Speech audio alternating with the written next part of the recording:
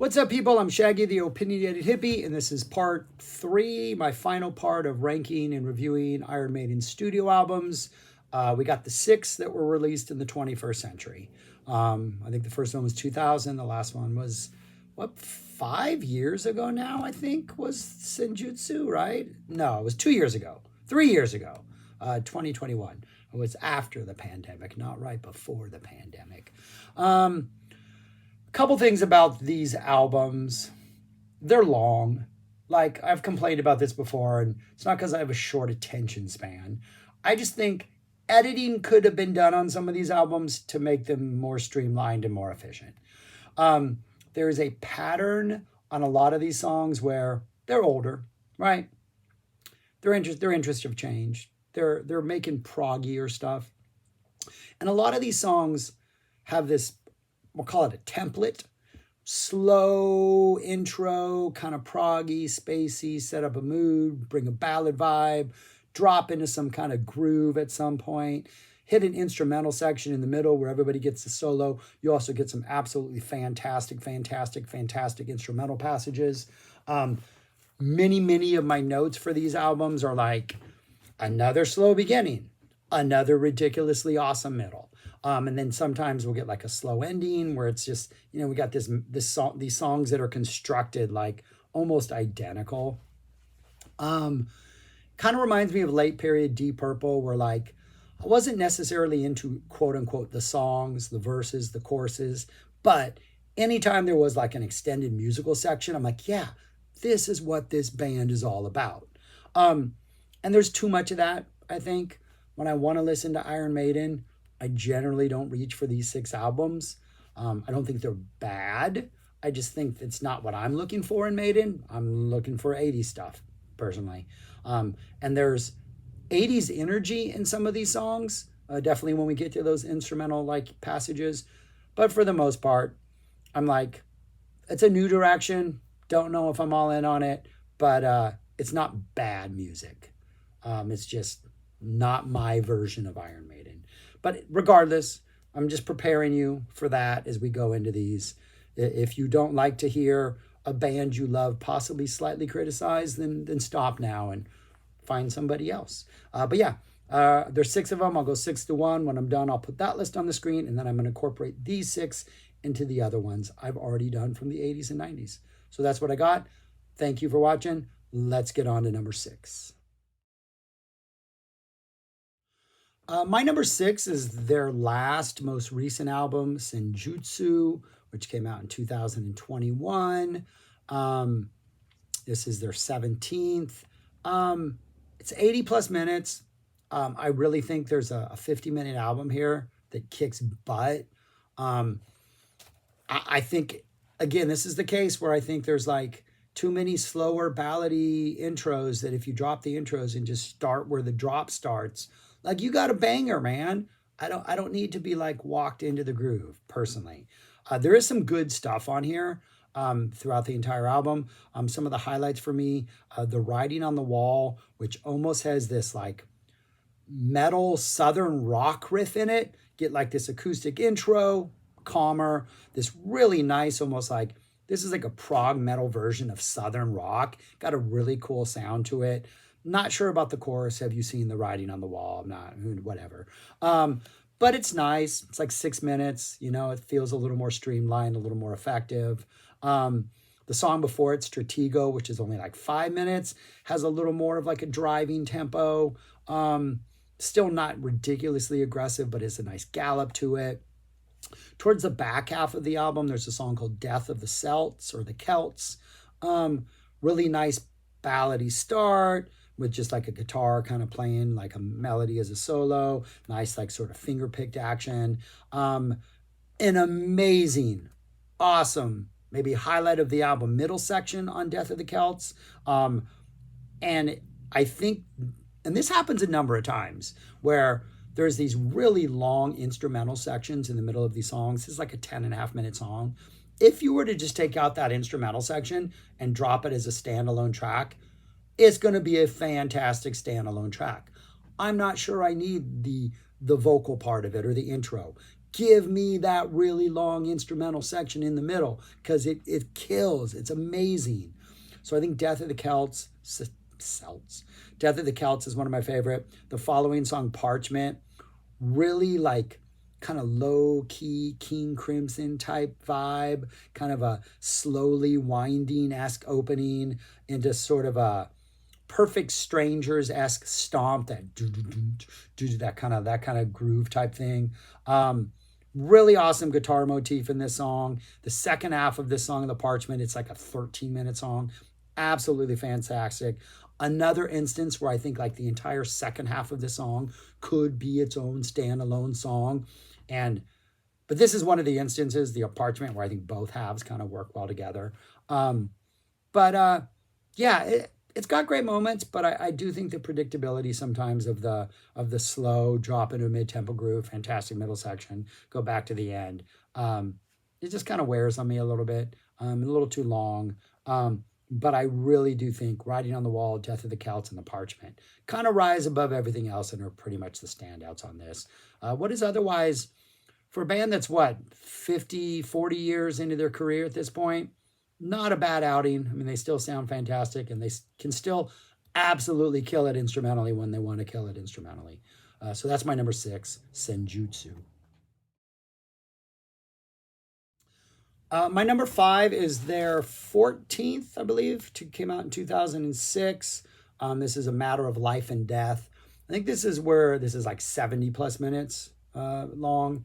I think this is where the part where the sort of template of like the slower intros, do the drop, have a great middle section, kind of return to the song, kind of calcifies a little bit, and they find themselves really comfortable with this sort of template. Strong opener, different world, kind of gives you a lot of energy right at the beginning. Nice kind of hard rock metal song straight out of the gates. Not the best opener they have, probably not even in maybe the top 10 of openers. But nice 4.5-minute song. The Pilgrim, another one of the shorter songs in here, about 5 minutes. Also got a nice kind of mid-tempo hard rock vibe that's pretty good. Great guitar parts throughout this whole song. Flirts with sort of a Kashmir-esque vibe at times. And the title kind of fits because it almost feels like we are a pilgrim in slightly different musical territory than normal. So that Kashmir-esque sort of vibe fits the title. Said this before. This band is great at titling a song and making music that fits that vibe. There's a song on here, the following song, called The Longest Day, which the beginning is this like really tense, low-key build that works only because it feels like it's just kind of dragging on in not a good way. And there's like a tension there and like an anxiety and a like, can we just get through this type thing? Nice proggy middle section in that song. It's like 8 minutes long. We got more things where we get another slow intro, some really nice dramatic drops, the middle sections, and a lot of these songs are what are saving these songs. It's like ballady intro, we get a drop that nowhere near as gallops as hard as they used to gallop in the 80s. But then we get these middle sections. I'm like, okay, this was kind of worth sitting through the other stuff to get to this. Second half ends kind of strong. For the greater good of God. Slow start, but kind of works. Kind of a blah ballady type vibe. But then we get this really nice middle section that's absolutely fantastic. And we get this really sort of, when it's about the 6 on, this is another long song. It's like a 9.5-minute song. From like the 6-minute mark on, we get some heavy, kind of funky metal that really works and is actually really good. And maybe that could have been its own song. Lord of Light is also pretty good, though again, slow opening for like the first minute and a half. Then we get this guitar riff that absolutely kills about a minute and a half into it. Nice groove. We kind of go back into it, come out into this proggy section. Moments in almost all of these songs where you're like, man, just do this for 4.5 minutes. You're going to hit it out of the ballpark. But yeah, not a bad album. I mean, like the slow parts aren't bad. They're not Scorpions level balladry. If I'm going to make a Mount Rushmore of people who write slow music in metal, Scorpions are like the first face on there. Tell me a better band who writes better slow songs than the Scorpions. But yeah, um, not sure that this is better than Senjutsu, to be honest with you, but I've listened to it more than that. So I think I'm more familiar with it. I'm just comfortable with the slower stuff. If I were to do this again in a couple years, those might switch if I keep listening to them. But for now, it's 5, a matter of life and death. My number 4 is The Book of Souls, an album that is an hour and a half long. Came out in 2015. It's their 16th.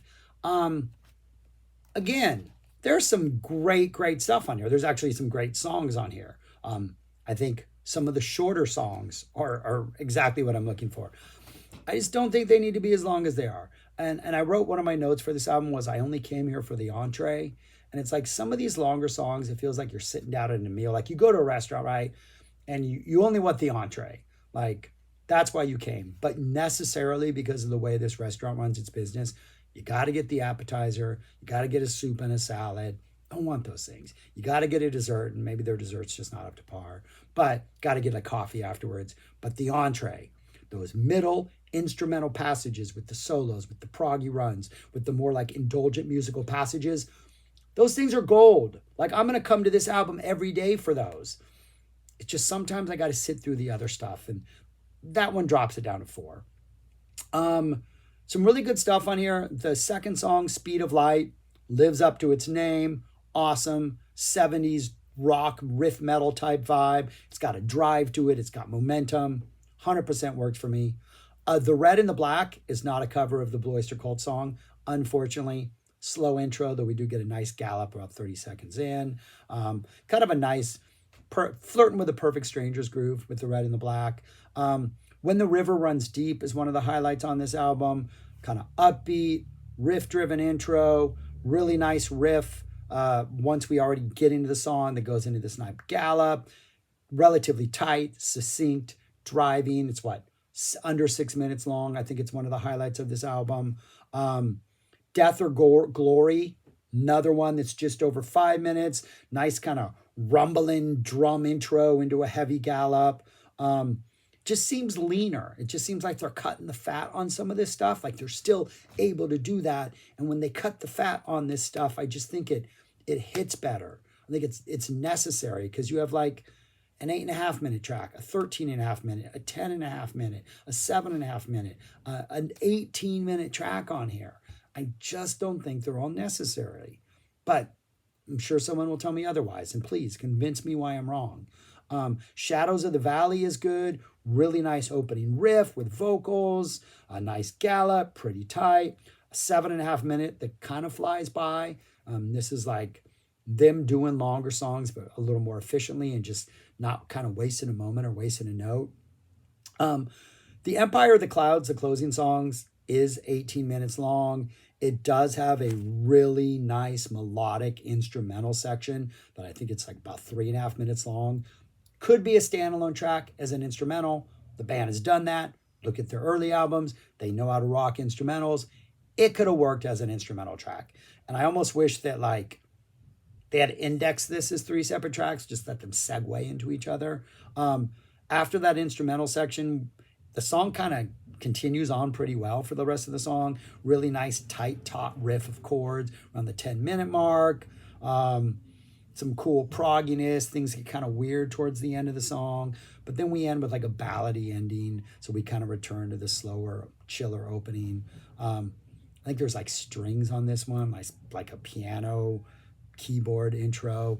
Like, I don't need that stuff. I don't need you to lead me into the heavy stuff. Just make me jump off the diving board straight into the deep end, and I'll be a little bit happier personally, because this is my ranking, people. But I think a good album, pretty good for being, 45 years into their career at this point. That's crazy. That's not right. 35 years, right? 35 years into their career. It's still pretty impressive stuff. They just need to edit a little bit. But that's my number 4, Book of Souls. My number 3 is their 15th, The Final Frontier. That's supposed to be the final countdown. 2010, 76-minute album, people. Again, too long. Could be tightened up, some of the songs. I think the second half of this album is much better than the first half, but the very first song on this album, Satellite 15, The Final Frontier, has this really weird, fascinating, sounds nothing like Iron Maiden, dramatic, spacey, prog metal intro that is weird, robotic, machine-like, kind of sterile, fascinating, awesome. I was kind of hoping the whole album was going to like maybe indulge with sounds like this a little more. It doesn't. But then it drops into like a pretty good different song altogether, about 4.5 minutes in. That's more like a normal kind of hard rock sound. And this works. If you're going to give me an intro that is like weird and a little more experimental for your band and kind of robotic and synthetic and electronic, I'm all in for that. Then you drop into your normal song. So it starts off on a really promising foot, but then we get more of like some cool, chiller opening vibes. We get some, the first half is not bad. El Dorado, nice big dramatic opening into like a galloping groove. Vocals in the chorus aren't that good, but the nice middle section, some good grooves. Mother of Mercy, cool, chill opening to kind of a nice beat upper vibe. Coming Home, kind of a funky upbeat groove, fun intro. But then at that point, we drop into something that's a little more mellow, so we're going the opposite direction. Then we get The Alchemist. The Alchemist. That's just like a breath of fresh air. One of the best things, that maybe the best things they've done in 2000. Upbeat, old school drive, straightforward, metal song, 4.5 minutes. We're in, we're out. Take no prisoners. Fantastic. Great song. And Smith had nothing to do with it. Didn't write it at all, even though we're like half the songs on this album. Great song. Isle of Avalon, which follows, is equally great. Really skittish, sort of like bass-driven intro with some like one big holiday type cymbals just kind of right in the background. Really nice patient build. This is one of those slow builds that actually works. Bass-driven energy, great solos throughout this whole thing. 9 minutes that are worth the 9 minutes. Like, I don't hate 9-minute songs. I hate 9-minute songs that bore me. This one does not bore me. That's followed by Starblind, another fantastic song, clocking in at just under 8 minutes. Ballady intro, but it's awesome. Get a great riff at 50 seconds. No, actually, I wrote ballady intro, awesome riff at 50 seconds. We should have started with that. So chop this by 50 seconds and it might just be a perfect song. The riff, there's a riff that comes in like midway through the song that gives me a BOC stairway to sort of Stairway to the Stars vibe, really tight and 70s and hard rock. Absolutely fantastic. Keyboards working here, fantastic. And then the Talisman.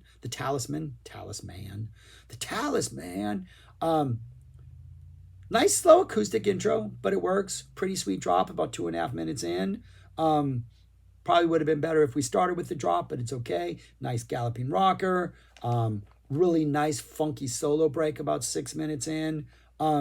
Really good.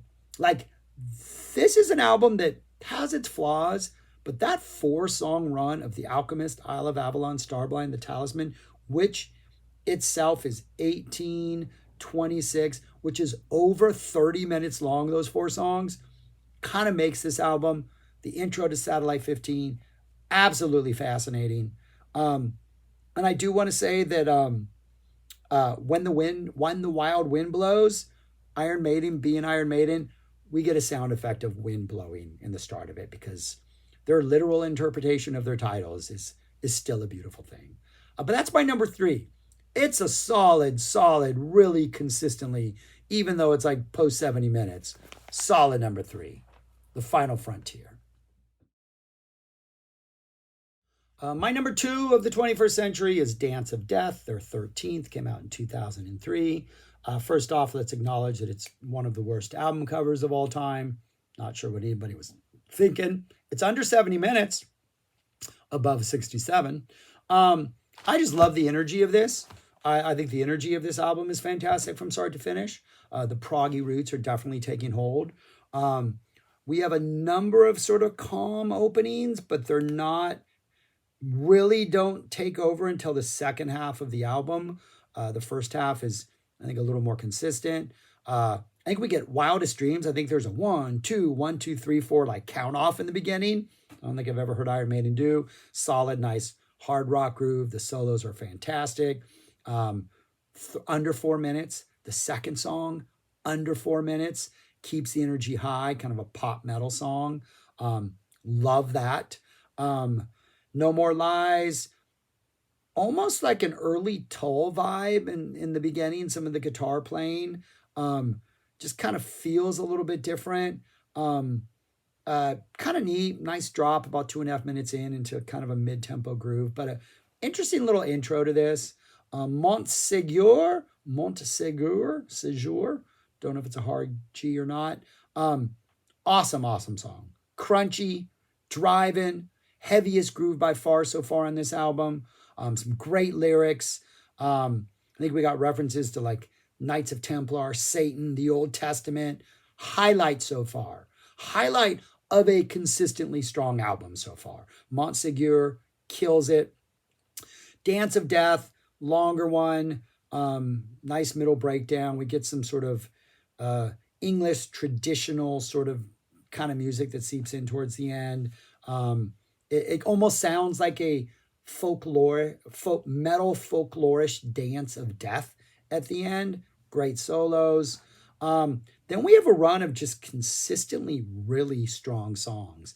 Gates of Tomorrow, an almost AC/DC-esque opening riff that's pretty nice. Nice stomping beat, great build throughout the song, fun energy, clocks in it just like 5 minutes.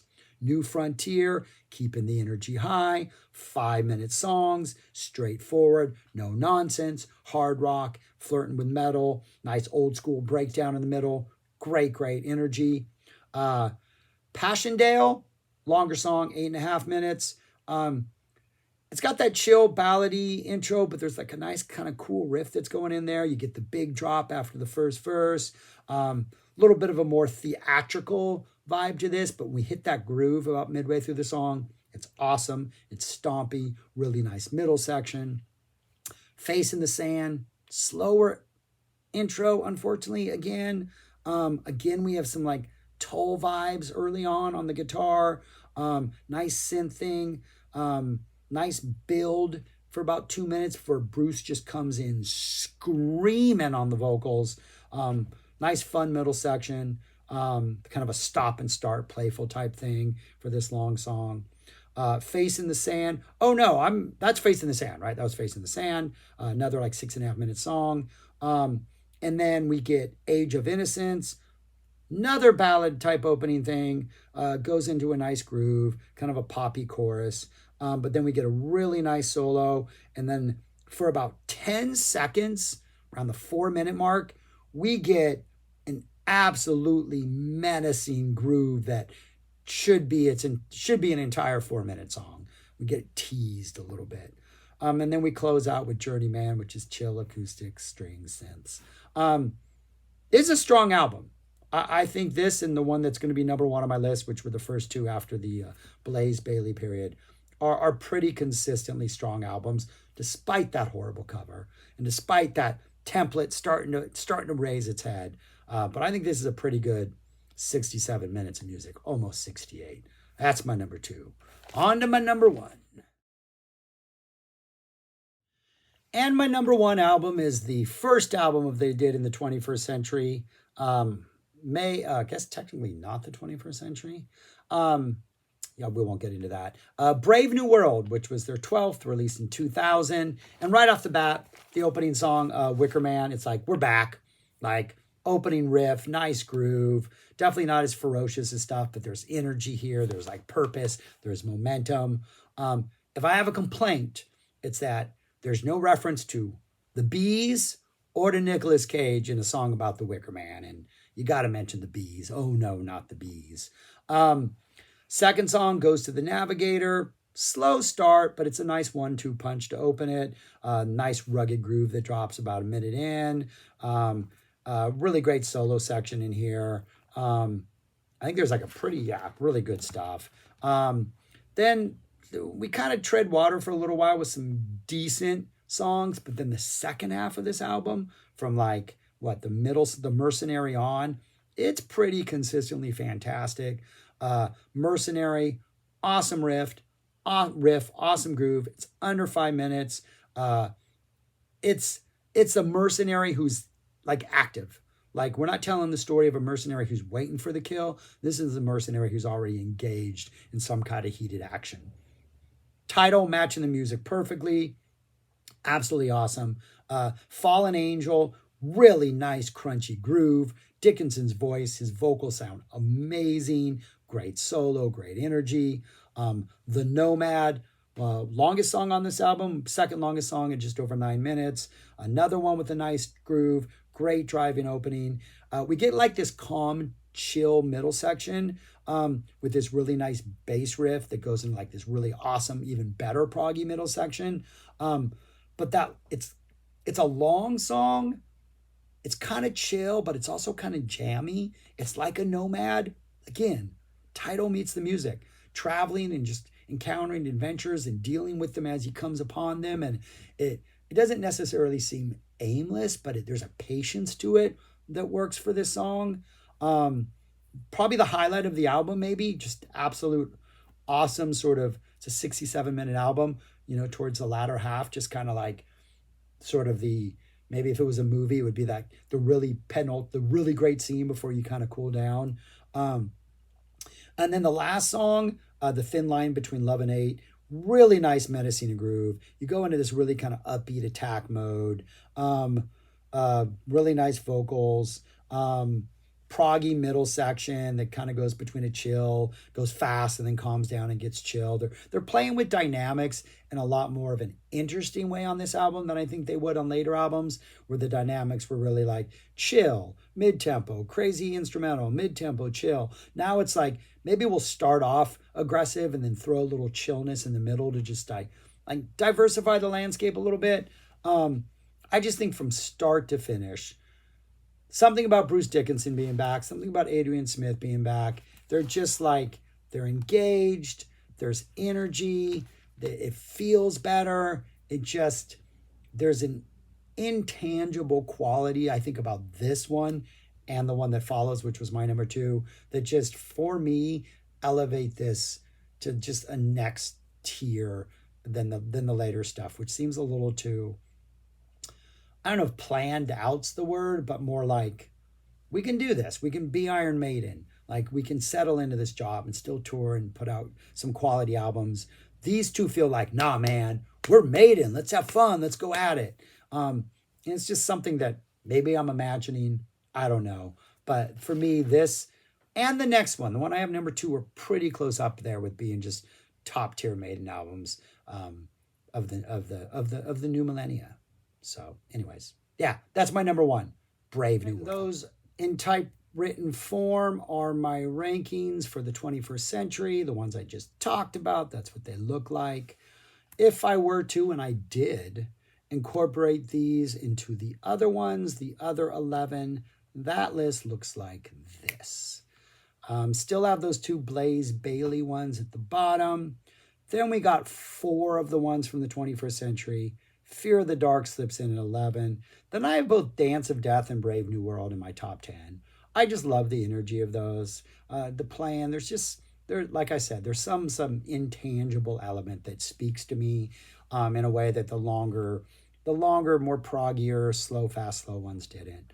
And then No Prayer for the Dying. I'm unapologetically putting that in number 8. I don't understand why this is at the bottom of every single list I've ever seen, or at the back of every single list I've ever seen.